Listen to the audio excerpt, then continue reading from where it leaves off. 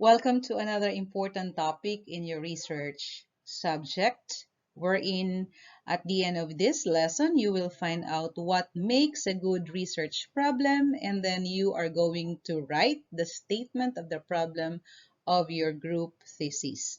That has to be submitted to my Gmail account, solkinones142 at gmail.com, and you have to follow the format. Title of the research, followed by the group name, and then the class schedule. It should not be more than one page. So deadline is October 2 for MW classes and October 3 for TTH class. So follow the guidelines as I discuss that in a while. So what is a research problem? Research problem is a situation that needs a solution and for which there are possible solutions. So, for instance, meron tayong problema.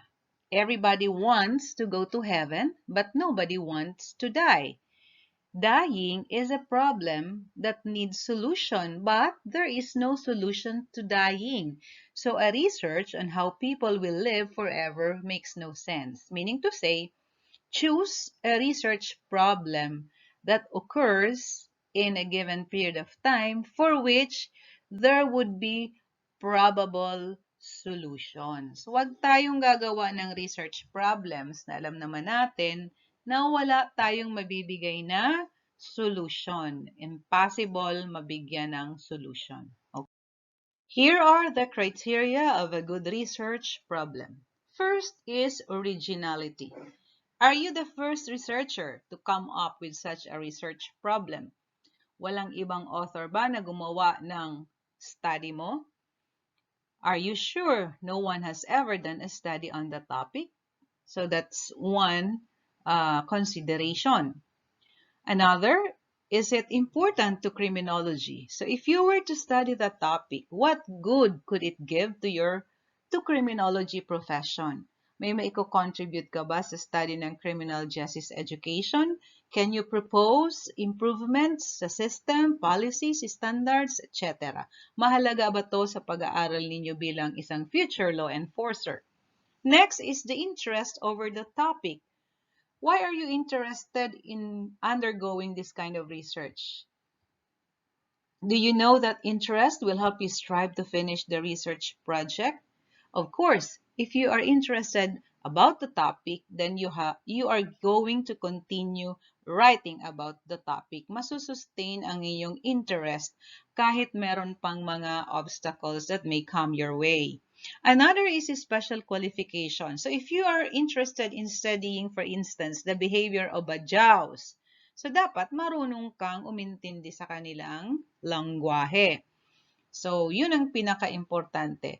Halimbawa, you wanted to find out about art appreciation. So are you yourself a good artist na makakapag-distinguish between an art or not, no? So, be able to have a special qualification. Kaya nga dito sa inyong mga topics, criminology subjects ang ating pinag-aaralan, ang inyong piniling research topic because that is the field of your study. So, you're not going to choose a medical topic kasi hindi naman medicine or nursing ang inyong pinag-aaralan. Alright, next is available data. So if you're interested in finding out the volume of firearm-related incidents in your town, surely dapat merong readily available data from the barangay or the police. Next is special equipment. So your chosen study will entail you to take videos or pictures or going to type the document. So you need a laptop or computer. You need an Android phone. Be sure that you know your limitations, no? Particularly today that we are not encouraging face-to-face discussions, yung mga groupings ninyo, hindi kayo possible na magkikita face-to-face. So, you have to be very creative kung papaano ninyo magagawa ang research nyo. Another is sponsorship and administrative cooperation. Research needs people. So, be sure na yung kagrupo ninyo is cooperative and supportive sa ginagawa ng grupo sa pagsusulat o pagbubuo ng inyong research. So, for example, you want to run a survey of barangay officials. Do you think that they will respond to your survey questionnaire? So be sure na ang inyong respondents ay may prior notice na kailangan nyo silang hingian ng primary data. So be sure na meron silang cooperation as well as cooperation from your group mates. Another is financial capability. This is a very common problem in research. Lahat halos ng mga research groups that we have encountered during their final oral defense, pag tinatanong kung anong problema ang na-encounter nila, they would always tell us magastos ang research. Definitely, research is an expensive subject. You have to have extra cash to pay for the printing, photocopying, and other expenses. So, kaya ginugrupo kayo ng at least 4 para maghati-hati sa bayaran. But, you have to be very creative na hindi masyado magastos ang inyong research. Next is patience. So, people around you could be tough, especially kung hindi cooperative ang mga members. Sige lang palibre, siging palusot sa group members. Remember, it has to be a collaborative, cooperative effort of all. Hindi ninyo matatapos ang research ninyo kung hindi kayong magtutulungan. And also, there are some respondents na ang tagal bago mag-submit ng kanilang sagot. So, kailangan talagang mahaba ang pasensya ninyo. You're not only being developed to become good writers, but your interpersonal skills, ang pakikitungo sa kapwa-tao ay mahahasa din dito sa subject natin. And the last is time. Time is so precious. So, you have to make a budgeting of your time. Maglagay kayo ng time frame. Anong week ba tayo gagawa ng chapter 1? Anong week ba tayo magdi-distribute ng survey questionnaire? Anong week ba tayo mag-uusap-usap? So you need to have a list of all the activities that you want to accomplish and then lagyan nyo ng time frame para guided kayo kung kailan ninyo dapat gawin ang isang specific activity. Okay? So we go to the statement of the problem. A problem statement is a description of the issue currently existing which needs to be addressed. So when we say it's a description, ito yung pinaka-focus ng inyong research. It's a statement written in just one sentence. Okay? A statement of the problem used in research work is a claim that outlines the problem addressed by a study. The statement of the problem will briefly describe the question, what is the problem that we are undertaking? Ano ang problemang tinatalakay namin dito sa aming research? At anong problema ang aming susolusyonan? Okay, that's the statement of the problem.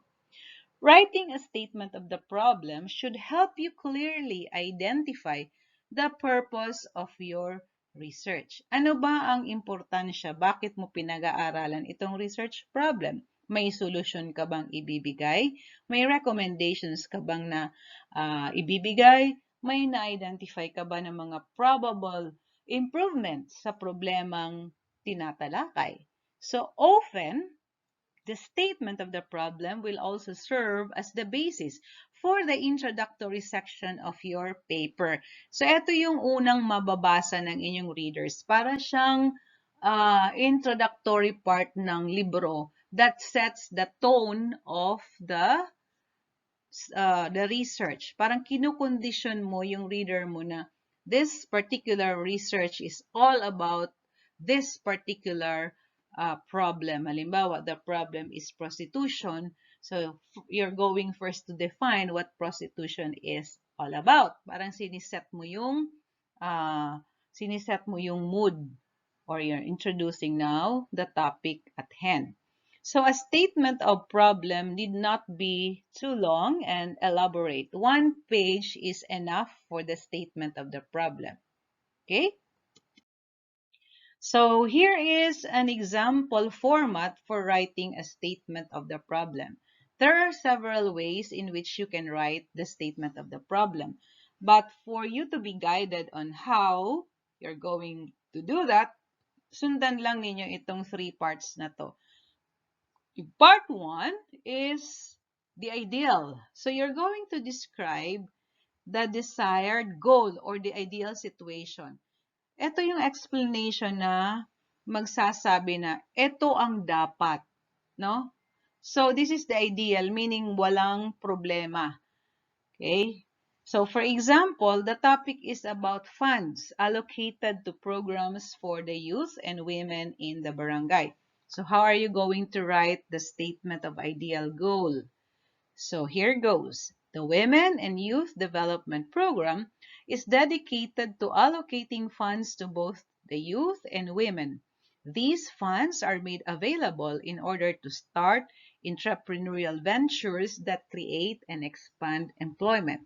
Then you provide now data or statistics, mga facts and figures that would substantiate your earlier statement. Meaning to say, sinasabi mo dito yung ideal na situation. Kung meron tayong funds para sa youth and women, dapat available siya. Okay? So, yun ang ibig sabihin ng ideal.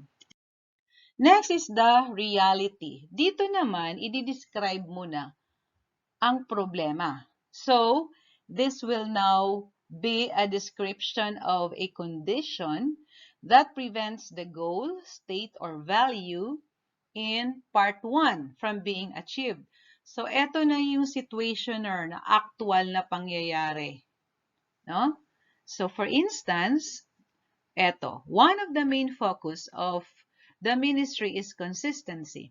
Unfortunately, consistency in allocating funds to the next batch of recipients requires prior knowledge of the procedure on cash releases.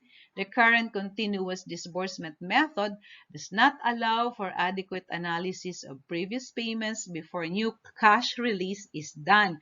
So kanina, sabi natin, para daw ang youth development program ay ma-realize para sa kabataan at sa women, dapat ang available na funds ay namamanage. Pero dito sa reality, merong problema kasi hindi consistent ang policy. Why? Sabi dito, hindi maayos ang procedure sa cash releases.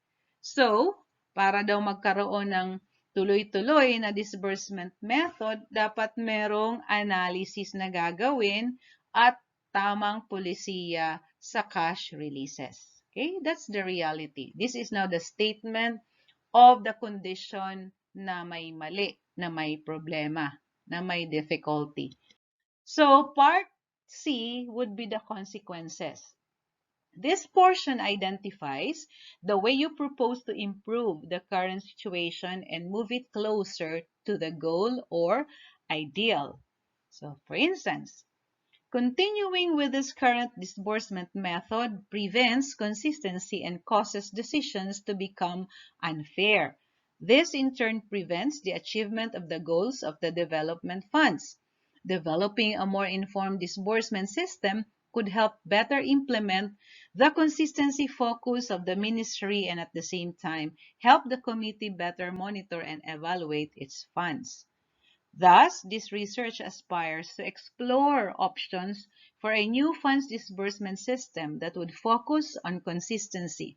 To accomplish this, the researchers will carry out a full data analysis through survey questionnaire and use it to propose appropriate policy improvements. So in this particular portion, you are now telling your readers what do you intend to do with the existing reality or situation of the problem. Magbigay tayo ng mga halimbawa ng statement of a problem. Ito is a problem in a scientific research wherein yung basic structure na apat na key points are present. So we have the context, issue, relevance, and objective. Now, for the purpose of presentation, nilagyan ko lang ng label, pero sa actual na pagsusulat, hindi kailangan ang label. Okay, so here's the context. After exercising, the human body is depleted of hydration and electrolytes from sweating. So that is the statement of fact. That is in reality. Yun ang nangyayari, di ba? Meaning, pag tayo nag-exercise, nawawalan tayo ng uh, electrolytes. So, syempre, nawawalan tayo ng hydration dahil tayo pinagpawisan. So, the problem now comes in. Ito yung issue. The person then needs to decide paano ma-rehydrate ang katawan at i-replenish ang lost electrolytes. Okay, paano ang gagawin? So, the relevance here is that not all beverages are equally beneficial after exercise. The coach must decide what drink to offer valuable players during a game or practice. So, papasok na ngayon dito yung purpose ng research mo. In this experiment, we will investigate the electrolyte content found in standard sports drink compared to what is found in plain coconut water. So, dito sa particular statement na to, may ginamit siyang word na we. We will investigate. Actually, in our institutional format, we do not use the word we. We use the third person. So, sasabihin natin instead, the researchers will investigate. So, sa purpose niya or sa objective niya, ikinokumpara niya kung alin sa dalawang beverages ang mas merong electrolyte content. Yung sa sports drink ba or ang sa buko juice. Alright. Another way of stating the problem, statement of the problem is including all 5 W's and 1 H. Who is this problem for? What is it? When and where does this problem exist? Why does it need to be addressed? How can we solve it? So, para kang nag-iimbestiga, di ba? So, you include all 5 W's and 1 H. Here is an example on describing a healthcare issue. Ang problema natin is about healthcare. Sorsogon Provincial Hospital, so ito na yung where, operates 24 hours a day, 7 days a week. As such, patient needs must be addressed all around the clock. For the overnight shift, pasok na yung when. There are currently no cardiology technologies scheduled. What? Which can create issues for emergency staff. O, papasok na si who. So, kanginong problema ang walang cardiology technologies na schedule? Yung staff na in charge sa emergency cases. So, some patients wait for 4 hours or more for a medical laboratory assistant to administer an ECG. Ito yung chine-check ang puso. A task better suited for a cardiology technologist to perform and interpret. The results in poorer patient care.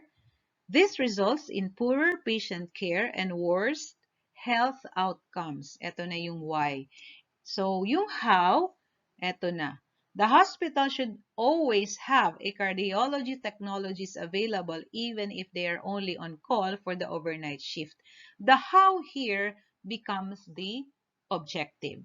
So, kung alin ang mas preferred ninyong format, you can choose. Another way of presenting the statement of the problem is by offering a solution to the problem.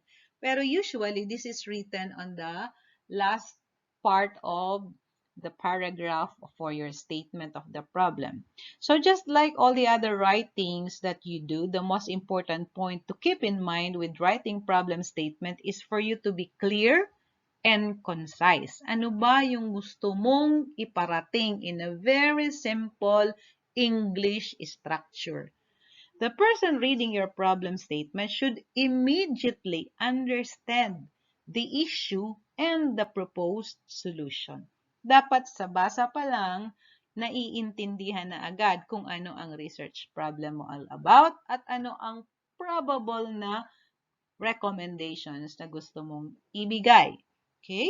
So remember, ang pinaka-goal mo is maintindihan ang research work mo ng even an elementary pupil. Okay? So here is another example of a statement of problem. Engineering problem tayo. So ang ginamit niyang format is ideal, reality, consequences, and proposal or the objective. Here goes. The manufacturing and assembly process for product X is as efficient as possible. That is the ideal situation. Currently, certain parts needs to be transported from one assembly line to the next and installed by hand. That's the reality. The incremental loss in efficiency means that Company Y has not been meeting its production goals this year. So that's the consequences. Okay? So since ang problema is hindi agad natatransport ang certain parts nung assembly line sa engineering department ng mga produkto, hindi nagiging efficient si company Y. So, hindi na meet ang goals. So, to reduce the need for manual transport of parts, conveyor belts and mechanical robot arms should be installed between assembly lines. This way, workers can stay at their respective stations rather than having to walk back and forth across the assembly room floor. So, ang problema, ang reality kanina is dapat efficient tayo sa pag-assemble ng produkto. However, ang current situation is meron tayong problema sa transportation of the certain parts. So this would result to losses as well as inefficiency, and we are not able to meet the goals for this year. So pinopropose ng researcher na maglagay ng robot or maglagay ng conveyor belts para mas mapadali ang transport of the parts. So that is an example of a statement of the problem na related to engineering situation. Okay, now you know how to write the statement of the problem. Using the guidelines that I have shown you, go to your group and discuss on how you're going to make the statement of the problem. Okay, good luck.